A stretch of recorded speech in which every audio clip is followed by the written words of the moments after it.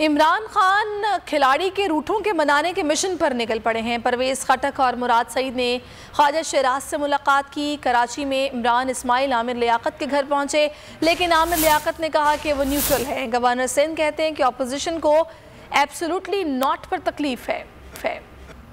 के अदम एतमाद को नाकाम बनाना है, रूठे हुए खिलाड़ियों को मनाना है। कराची में गवर्नर सिंध इमरान इस्माइल आमिर लियाकत को मनाने उनके घर जा पहुंचे। गवर्नर सिंध ने सहाफियों के सामने आमिर लियाकत की तारीफ भी की। ये तस्वर नहीं कर सकते कि आमिर लियाकत हुसैन के ज़मीर को खरीदने के लिए कितना पैसा इनको चाहिए। ये पैसे पे बिकने वाला शख्स है नहीं। गवर्नर सिंह को मुलाकात और मीडिया के सामने आमिर लियाकत की तारीफ का कोई फायदा नहीं हुआ। आमिर लियाकत ने तहरीक इंसाफ का साथ देने का ऐलान नहीं किया, कहा वो न्यूट्रल हैं।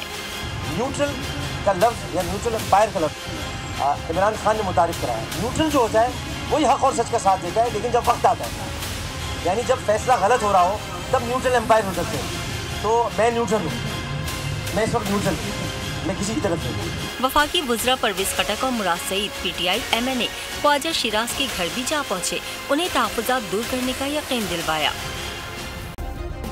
सब्सक्राइब करें और बेल दबाएं ताकि कोई खबर रह न जाए।